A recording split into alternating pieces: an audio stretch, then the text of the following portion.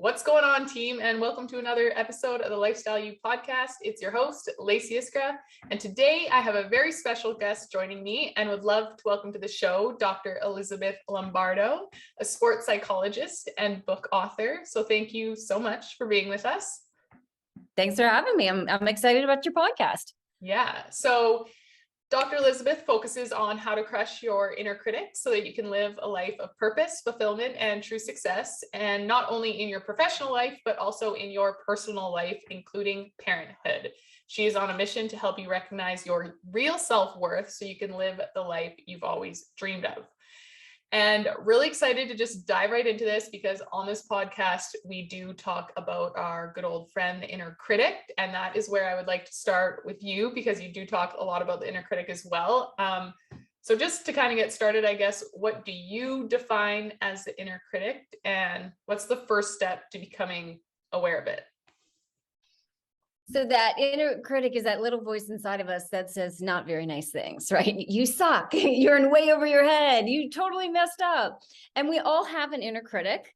The opportunity is how do you use it and what do you do with it? So the first step is just to be aware that this voice inside of you is just a voice. Right? It's not the truth.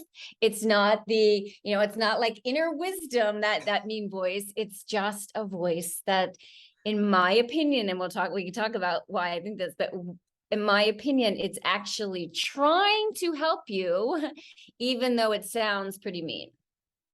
Okay, let's talk about that. Like, she sounds a little weird. Okay, so I like to talk about the difference between a drill sergeant and a cheerleader. So drill sergeant, I had the pleasure of working at West Point Military Academy. I used to be a physical therapist and I worked there.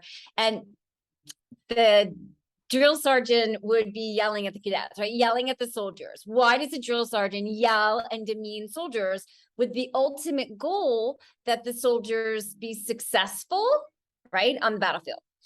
Cheerleader, right, pumps you up. Yeah, you're doing great, with the ultimate goal that you're going to be more successful. So it's not that the inner critic sounds nice, but if we look at the inner critic's intention, that's where we can get some good information, and that's where we can use it for good instead of beating ourselves up. So it just all comes down to more so how you interpret what that inner critic is saying to you. That's exactly it. So if you walk by the mirror and your inner critic is like, oh my gosh, you're 20 pounds overweight, that doesn't feel very good.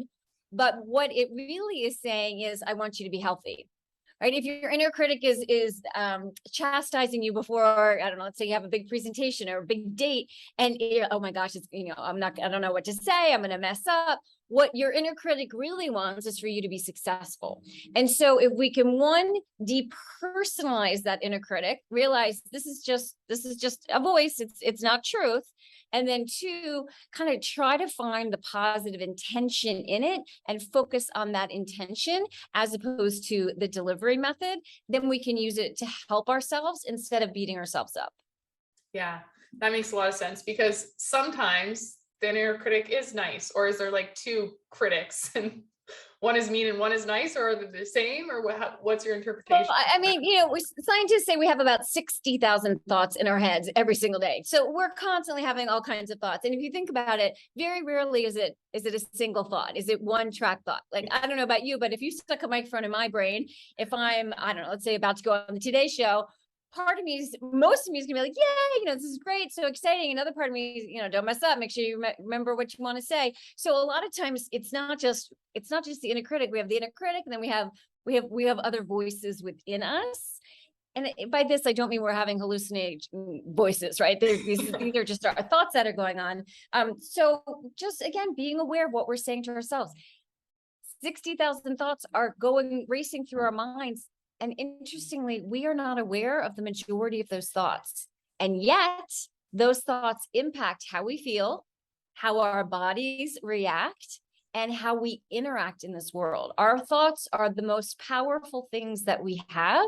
And the key to success, the key to happiness, the key to anything positive in our lives is to control what we're saying so it works for instead of against us.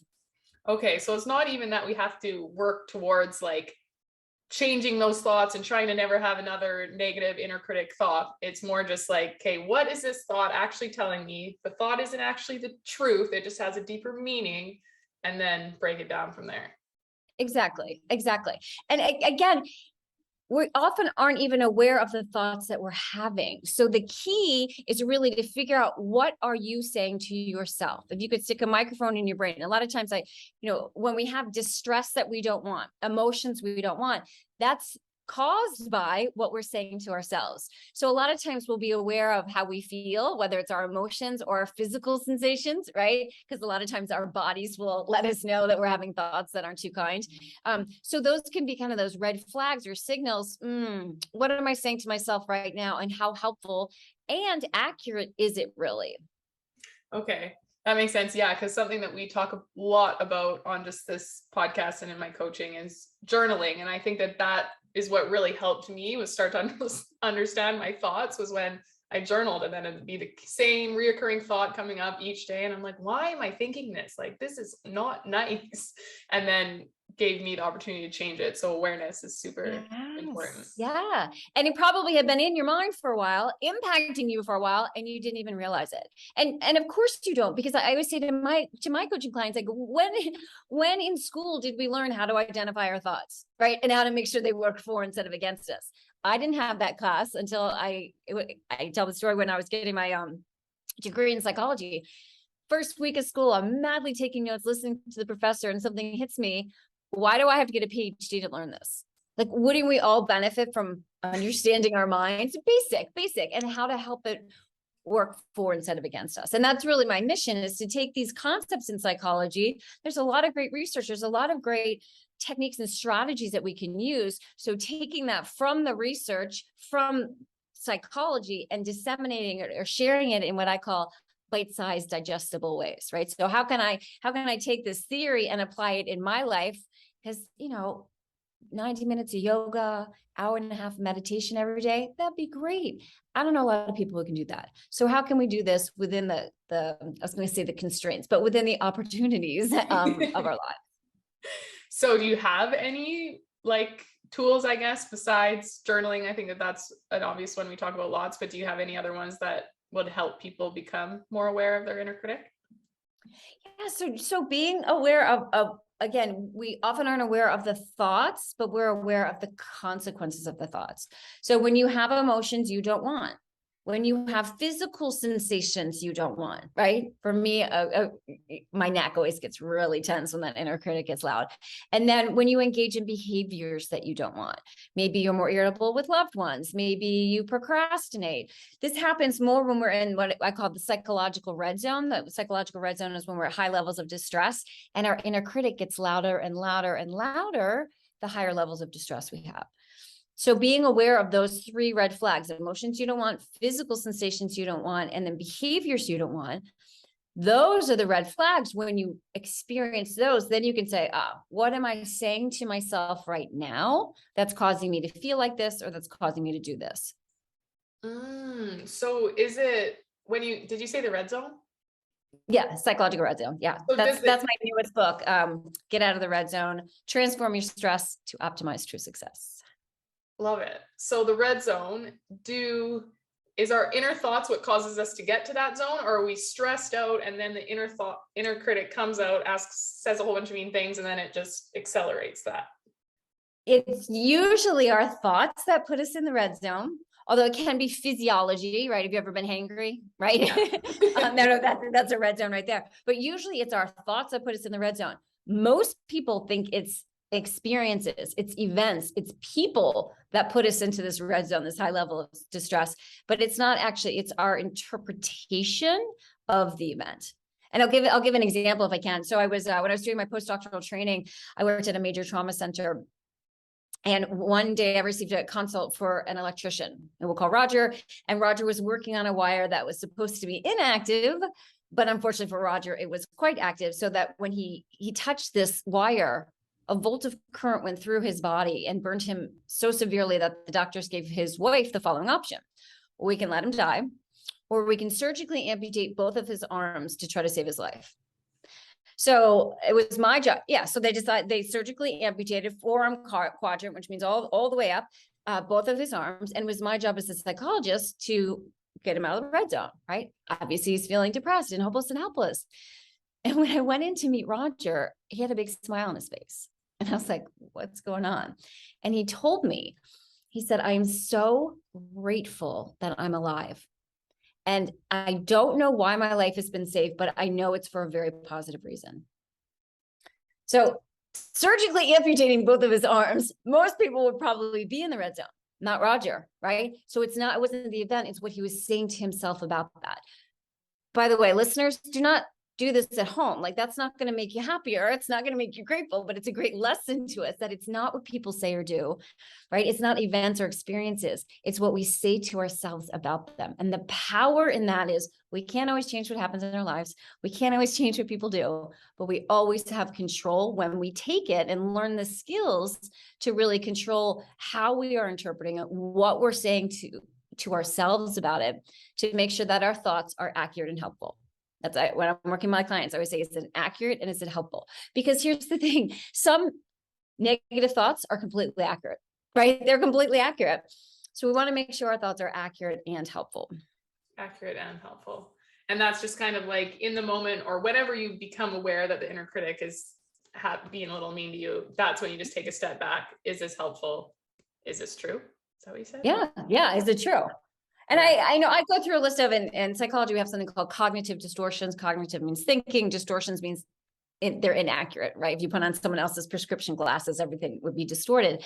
So when I work with clients, I actually go through a list so that they can see, oh yeah, my thinking isn't 100% accurate. So an example would be mind reading, right? You assume you know what other people think without having sufficient evidence. How many of us have mind read before, right? Whether it's, the person we're interested in dating, they won't be interested in me. Our supervisor gives us a look that isn't too positive. We think, oh my gosh, I'm going to get fired, right? So that mind reading, we don't actually know what other people are thinking, but in our minds, we start reacting as if it's true. Stop telling yourself the stories. Yeah. And the other thing about mind reading that I find quite fascinating is when we assume that someone is thinking negatively about us and it hurts our feelings, right? That's what mind reading is. That assumption that someone's thinking not so great things about me and, oh, it hurts my feelings. Realize that you've heard the quote, no one can make you feel inferior without your consent, right? Eleanor Roosevelt. No one can make you feel inferior without your consent, which means you actually have to buy into what you think they're saying about you and at least partially believe it in order for it to hurt your feelings. And I'll give an example. I often ask when I'm speaking on stage, I'll ask, what's something you're 100% confident in? And especially women they're like, I'm nothing. So how confident are you in your ability to walk? Pretty confident? Pretty confident. Yeah, right? Like maybe not after a couple glasses of wine, maybe not, in 4-inch heels, but overall, you're confident in your walking. Now, if someone said to you, you're not a very good walker, would that hurt your feelings? No. Why? Because you can walk fine. You might be curious, why do you say that? But it wouldn't hurt your self-worth. It wouldn't dig into your heart because it's not true. So when, again, this is just one of the distortions, but when we engage in mind reading, realize, one, you don't actually know what the person thinks. And two, it only bothers you if that's a trigger or something that you're concerned about yourself. And the beauty is, then you get to address that. Projection. Yeah. Oh, totally. Yep. Because what goes on up here in our minds impacts everything that goes on out there, right? If I think, oh, I'm a loser, nobody likes me, and I go to a party, well, first of all, I'm not going to talk to anyone, right? Second of all, I'm probably going to give off a vibe of, don't talk to me. So if someone actually does come over, I may not have a conversation with them. I may interpret what they're saying as being negative, and then it really creates a self-fulfilling prophecy. So how am I going to word this? Obviously, inner critic pops up when we least want it to. And so if there was like a big presentation or maybe a sporting event or something like that, is there a way to optimize your mindset for peak performance or just like important situations or anything like that to kind of make that inner critic voice just stay away for a little bit? Yeah, absolutely. There are lots of ways to do it. The first is to what I say we get out of that psychological red zone, because when we're at high levels of stress, our inner critic gets louder. And so taking the steps to get out of that red zone. And let me just take a step back and explain the red zone. So distress in psychology is any emotion you don't want. It could be anger, frustration, fear, guilt, worry, shame, hopelessness, helplessness, worthlessness, all the distress pile. And distress exists on a continuum from 0, no distress at all, to 10 out of 10, the most distressed you've been. The red zone happens at a 7 out of 10 or higher. So a 7, an 8, a 9, or a 10, that's when we're in that psychological red zone, different from the football red zone, that psychological red zone. And in the red zone, we don't always think or act rationally because we're using a different part of our brain. So the first thing to do is to put yourself in a place where you're not at such high levels of distress. How can you do that? There are countless ways. Exercise is a great thing, using your breath, making sure you get good sleep and nutrition, spending time with a loved one, engaging in a hobby. Like there are a gazillion things that we can do to be in that better place. So if you have that, if you have an upcoming event that's really important where that inner critic tends to take over, the first thing to do is to prepare yourself emotionally so that you are not in that red zone. You're more in the green zone, or what I would say, the yellow zone. The second thing is, looking at what you're saying to yourself. So for example, you mentioned a presentation. A lot of people have fear of public speaking, right? More people are afraid of public speaking than they are of dying, or, it's that silly stat, but it's true. So it used to be psychologists would work with individuals who had a fear of public speaking, and we teach them relaxation exercises, right? Just take a deep breath before you go on stage. And that didn't really work, right? So instead, what's more helpful is to reinterpret the racing heart, the sweaty palms. Instead of it being fear, oh, I'm scared, I'm nervous, I know I'm going to mess this up, to reinterpret those same symptoms as being excited. I guess think about it. When we're excited, our heart races, our palms get sweaty, right? If you've ever been in love before, you have those same physiological reactions. So by reinterpreting how your body feels, that can be helpful. By focusing on your purpose, why are you doing this, right? Instead of, like, for me, I often share the story. I went to my high school. I had 47 kids in my class. Okay. And I knew them all and I was friends with most of them. And yet I would never stand up in front of a group of even 5 of them because I was so fearful of public speaking. I got over that. And one of the ways I got over that, so I can do today's show, Good Morning America, millions of eyes are watching me. Instead of focusing on me, I focus on my message. I focus on how I'm hopefully positively impacting other people. So changing our focus is really going to help us control that inner critic and work at our peak performance. I love that. I've obviously heard about de-stress, focus on just changing the way that you interpret whatever you're feeling, but never heard the why, or just focus on your why, your message, how it's going to impact others. So I can see how that would be just a huge difference maker. And congratulations on coming so far in your fear of public speaking. Thank you. Yeah. And, again, we all have purpose. A lot of times we're not very aware of it, but when we can really focus on serving others, on applying our values, we are going to be happier and we're going to make a more positive impact on others. Yeah. I love that. So important. Just another super important reason why you need to become super clear on your why when you're doing anything, really. So yeah, love that. And realizing that your why is going to change. People often say to me, I don't know what my purpose is, Dr. E, and they're stressed out and they get in the red zone. In the red zone, we can't figure out our purpose. Just focus on today. What's your purpose? It doesn't have to be a forever purpose, but today, what's one thing that you want to focus on? Is it, and looking at values that are important to you. So when I'm working with clients, I have a client after you. And so we're going to do the values checklist and, what values are all intrinsically positive characteristics. So all of them are good. And yet each person has values that are more important to them than others. And so when you can figure out what's what values are most important to you, and then you can apply them in your life. That helps create a sense of purpose. That helps create a sense of meaning and fulfillment, which really helps us, again, be our best selves in whatever we're doing in our personal or our professional lives.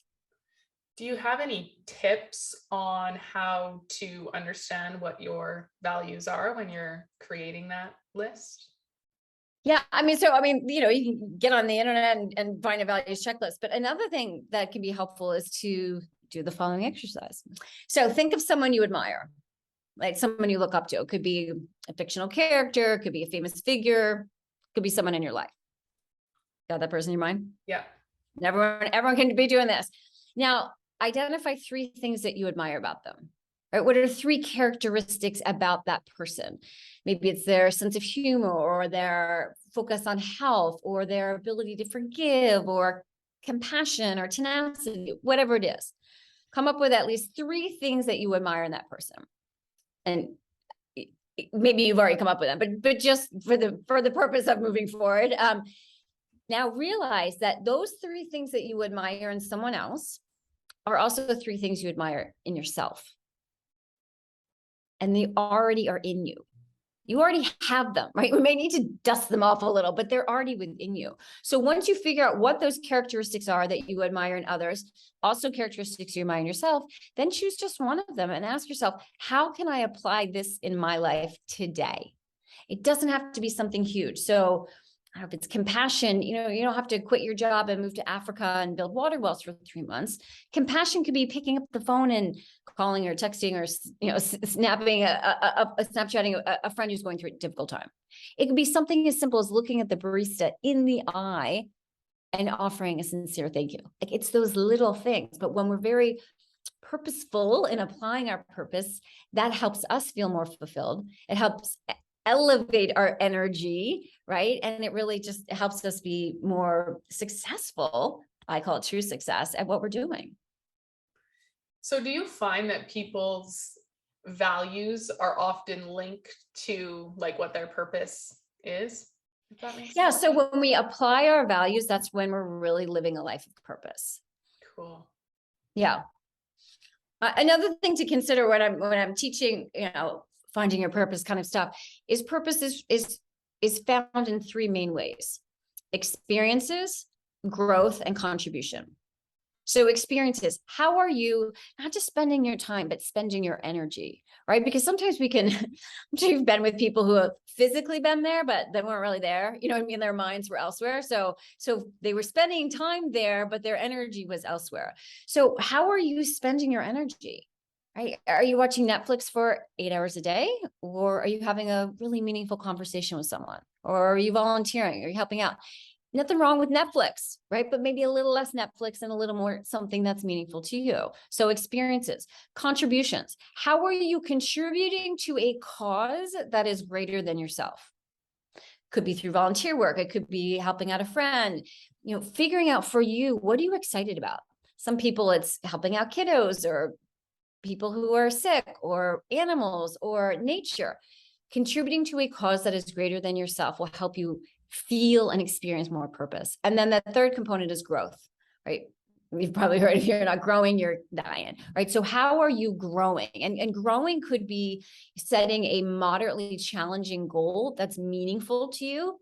Let's say, I don't know, someone wants to get into shape, haven't been working out for a while. So maybe running a 5K would be that goal. And so they work towards it. Maybe it's learning a new skill, learning a new language, starting a new hobby, but pushing yourself kind of outside your comfort and experiencing new things and growing will also help you find and live that life of purpose.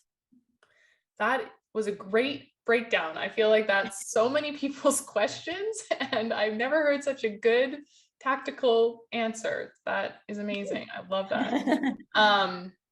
And kind of to switch topics a little bit, I think it's all related, but you are a sports psychologist, and I would love to just hear a little bit more about that, and even just your understanding of the connection between psychology and sports.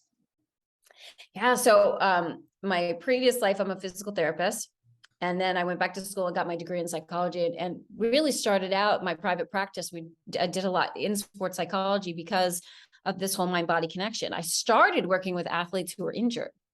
So when an athlete's injured, not only is it, a bummer that they can't participate in their sport, but a lot of times things like anxiety and depression will settle in because their sense of identity, their sense of purpose, right? How they, their social interactions were all based on their sport. And when that's taken away, that can be very challenging. So I started working with athletes, and because of the mind-body connection, right, we know that our minds and bodies are completely connected.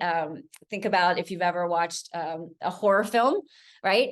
If you ever watched a horror film, you know that's not real, and yet your body will react as if it's real, right? Your heart starts racing. I don't know. This is how I watch horror films, because it's always the music that gets me.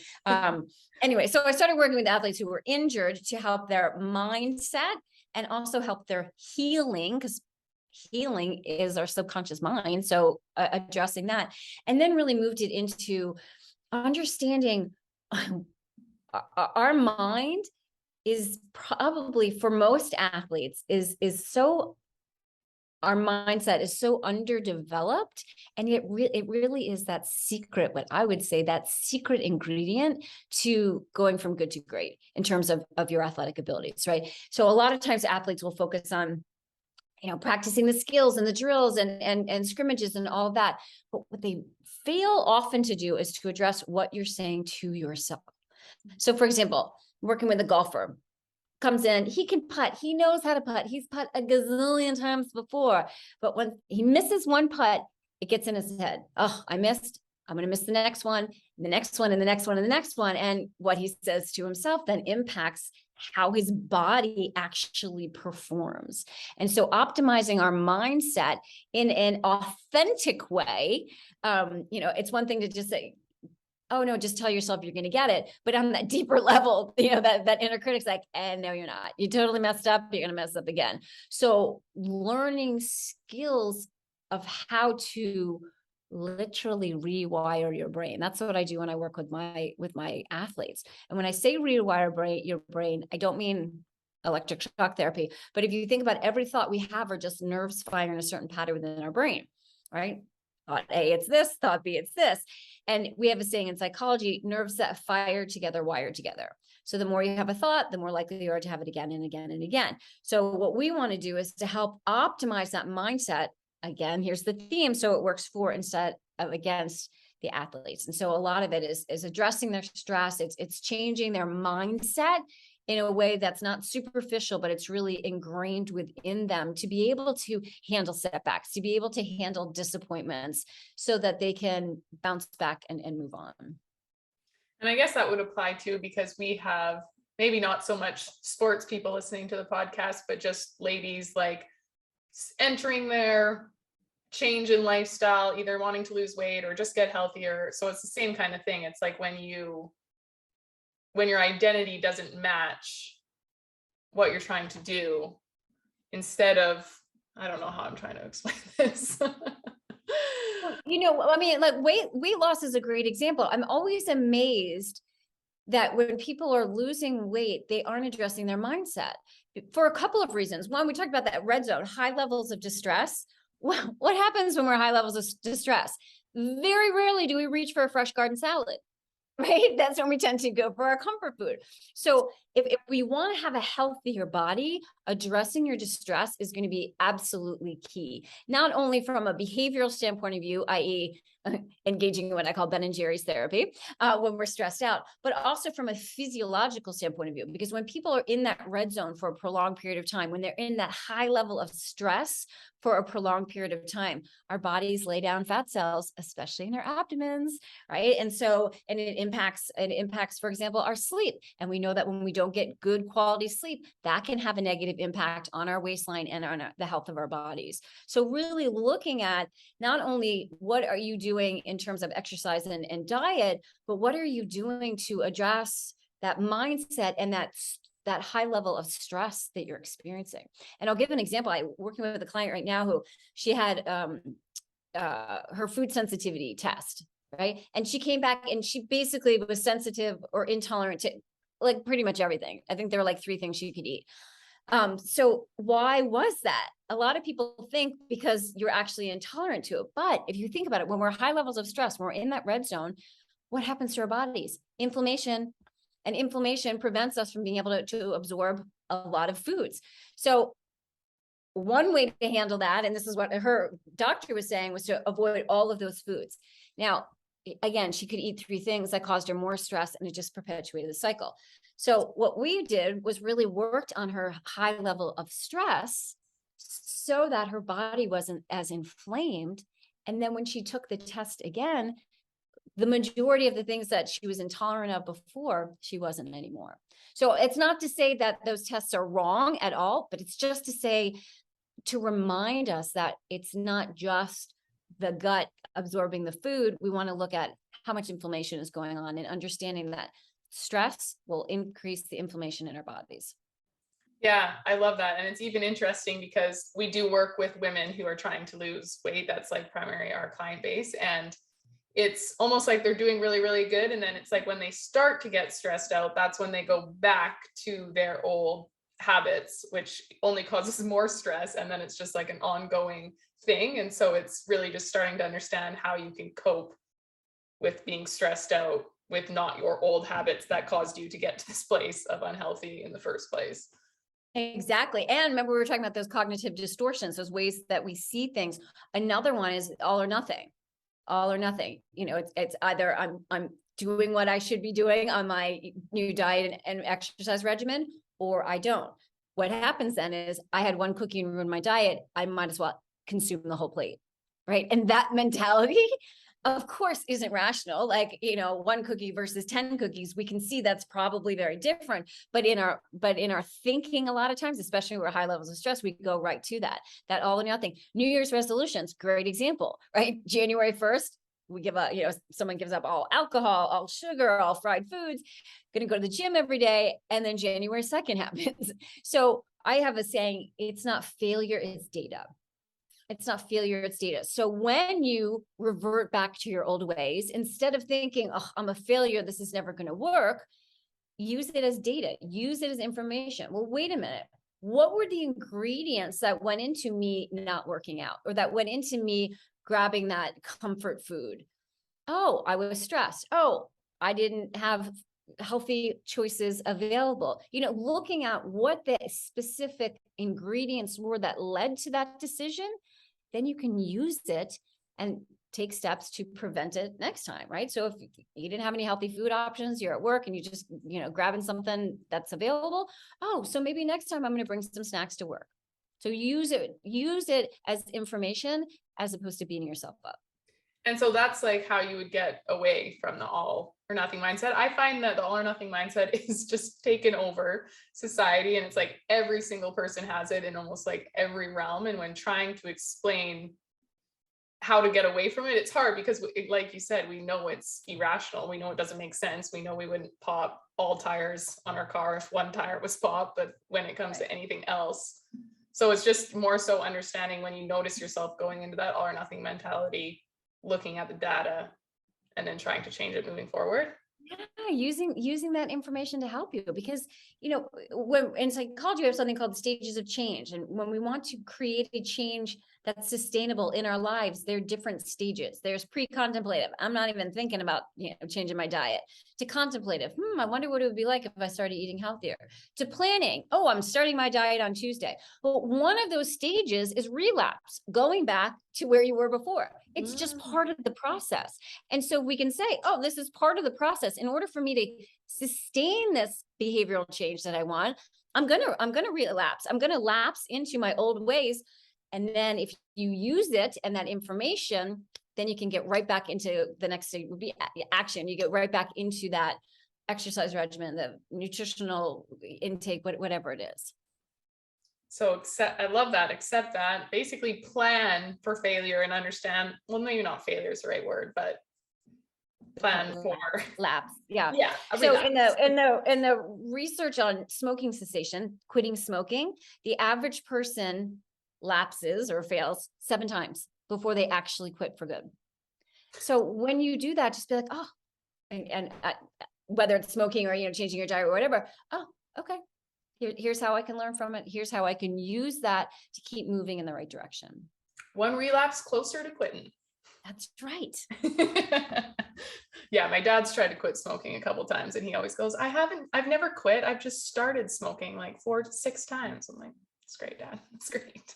You're getting there. You're getting close. Well, you know, with something like that, I don't work with people who smoke that much anymore, but I used to. And the first thing I ask someone who's trying to give up a habit is, what's good about that habit? And usually people will be like, what are you talking about? It's, you know, smoking's horrible, but okay, but there's something that you're getting from that habit. And whether it's smoking or it's, you know, eating something that you don't want, or I don't know, drinking more than you want, whatever it is. So often we focus on the negative aspect, which can be motivating, but we have to address what you are getting that's positive from it in another way, or else people are going to keep going back to it. So for example, for smoking, a lot of times people say it helps relax them, right? As soon as they have that first drag, they're like, oh, I feel relaxed. Well, something interesting is that the nicotine doesn't actually get into your bloodstream for several seconds. So what's really happening when you take that first drag is you're taking a deep breath in and a deep exhale. So, wow, could you do that without a cigarette? Yes. And so, you know, again, looking at what are the benefits of this habit and how can you get that in another way? Yeah, because you're not actually craving like physically smoking the cigarette. You're craving. Well, I mean, the nicotine, you know, people do get addicted to the nicotine, but again, it's that they think that first drag is like, oh, I'm good. It takes a couple seconds to get that nicotine into your blood. It feels good, one, because you're anticipating it, and two, because you're taking that deep breath. And we know that deep breath can help reduce our anxiety and stress. Mm-hmm. So finding, or basically doing the same motion to create the same result and replace that with the habit of smoking. Yeah. Feels good. Yeah. Yeah. I love it. No, that's very true. I'll share that with my father. There you go. You know, he's going to be like, I think Dr. U's crazy, but it's true. So, but that is super helpful when just understanding to change anything. And I even say that all the time. I just say that, like, it doesn't really matter if you fall off, you want to fall off track. And it's not that the best people never fall off track. It's that they get back on the fastest. And the only way to learn how to get back on track is to fall off track. So in order to get fast, you got to fall off, and then you get back on. And yeah, so that's super helpful. I love that. Yeah. All right. Well, just to wrap things up, because I feel like I could talk to you forever, but want to talk a little bit about just setbacks in general, in sports, or in general, or in like weight loss journey. How do you deal with that, or how do you help your clients deal with that? Yeah. So again, really figuring out what are the ingredients. Why did I have the setback? And it takes getting out of that psychological red zone in order to do this, because here's what happens. In the red zone, I said we don't always think or act rationally. So contrast that with what I would call the green zone, low levels of distress, 0, 1, 2, 3. In the green zone, you're using your frontal lobe, right? That structure that differentiates us from other animals. It allows us to engage in executive functioning, problem solving, perspective taking. In the green zone, we have one cookie. We're like, okay, I'm good. I'm going to get back on track. In the red zone, instead of using that rational part of our brain, we're using more of our limbic system, the fight or flight. We focus on what is wrong as opposed to figuring out how to make it right. This is when our inner critic gets louder. This is when we feel very stuck and helpless, like there's nothing we can do, and I'm never going to be able to do that. That's red zone thinking. And sometimes just playing that game, when people, like as a coach, you know, when someone says to me, oh, it's never going to work, is that red zone thinking or green zone thinking? Oh, that's red zone thinking. Okay, so what would a green zone thought be? I can learn from my mistakes. Excellent. And so even just kind of playing that, is this a red zone thought or is this a green zone thought, can help us keep things in perspective, give ourselves permission for being human, right? If no one's perfect. And so giving yourself permission to being human and learning from those setbacks, that can only happen in the green zone. It can't happen in the red zone. And I got to tell you, a lot of people are living in the red zone right now without even realizing it. So being aware of where you are in that scale from 0 to 10. And if you are at a 7 out of 10 or higher in the red zone, I say if you're at a 6 out of 10 or higher, do something healthy and helpful to get you down. And then you can start to problem solve. Then you can start to think rationally. Then you can start to really help yourself and others. So really just understanding and becoming aware of where you are in the zone. Yeah. Yeah. Because it impacts every facet of us. I mean, I gave a keynote to an organization, and then about a week later, I did executive coaching, group coaching, which I love doing. I love giving the keynote and then coming back a week or two later and saying what worked, what didn't work. Yeah. And so the CFO of the company was saying how once she understood this concept of red zone, before every single meeting, she asks people, including herself, where they are on this scale from 0 to 10. She said she had a really important meeting with her financial analyst. They were going to go over projections for next year. He was at a 9 out of 10. She's like, I knew he wouldn't be any good in this meeting. She postponed the meeting. She got him a gift certificate to Grubhub, and they had the meeting the next day. So what's the message that she sent, not just to him, but the entire organization, right? Your mental health matters. We can not only can we still move forward, we can be better when we address that red zone, when we address that mental health. I know we're not really talking about mental health, but mental health is a huge, huge issue right now for a lot of people. It always has been, but we're starting to have this conversation about it. How do you talk about mental health in the workplace? Red zone is a great way to do it because it depathologizes, destigmatizes. We all get into the red zone sometimes. And so having conversations about being in the red zone, having conversations at home about being in the red zone. What do you do to get out of the red zone? Where are you right now? This will help us as individuals be more aware of where we are and also be able to help others around us. Yeah. And so if you're just coming up with any like important decision choice, and ask yourself, where am I in the zone? If I'm in the red zone, maybe I'll take a day, try to get myself to relax, come back to this tomorrow. And if you're in the green zone, you're probably making a good choice, which is great. That's exactly it. I can't tell you how many people come into me and say, oh, I'm getting a divorce. I'm like, oh, let's put that on pause right now. Where are you? Inevitably, they're in the red zone. Okay, so let's not make that decision right now when your limbic system is hijacking your rational thinking. You know, I would say the red zone is kind of like, if you've ever known someone who had too much to drink and they said something or did something that they regretted the next morning, right? That's red zone, right? Because we're not thinking rationally. And so we tend to be more impulsive. We maybe say or do things we don't necessarily want to. So always do what you can to get out of that red zone whenever you're making a decision, whenever you're interacting with anyone, whenever you're interacting with anything like food or alcohol. It's a good idea to address that stress first. And I also just love what you said about asking yourself, if you are in the red zone, okay, that's a red zone thought. What's a green zone thought? Because sometimes maybe we don't have the luxury of going to take a bubble bath and caring about ourselves for 48 hours and then coming back. But if you just can kind of play that game of, well, what is the opposite of what I'm thinking? Because chances are pretty good what I'm thinking now isn't correct. Yeah. Exactly. Yeah, I have something called the Helm principle, HELM. So when you're in the red zone, a 7, an 8, a 9, or a 10, you want to grab your stress by the helm. And I created this principle because gratitude, right? We know the power of gratitude. Gratitude is a wonderful thing. But when we're in the red zone, our subconscious mind basically feels like it's drowning, right? So if you're drowning, screaming and flailing, and someone says, just be grateful. Gratitude's not the experience you're going to be having towards that person, right? So the Helm principle gets you from the red zone out of the red zone. So then you can start to practice some of those other things. And Helm stands for H is halt all movement in your mouth. And by that, I mean, don't let anything out of your mouth when you were in the red zone and don't put anything in your mouth, right? Because we regret what we say, or we regret what we consume. E is exercise. And when I say exercise, I don't mean, going to the gym for an hour and a half. I mean, moving your body, jumping on the bed, doing some push-ups, sit-ups, squats. It releases biochemicals, even just a minute or two, to get you out of that red zone. L stands for laughter. When we watch funny videos, for example, watch a funny movie, that can help get out of the red zone. And then M is music.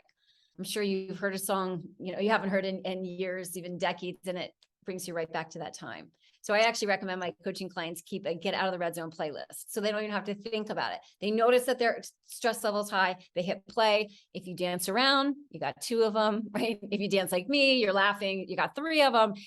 Is that going to change your life? No. But what it does is it gets you out of that red zone. And then you can start to think more clearly, more rationally, and more accurately.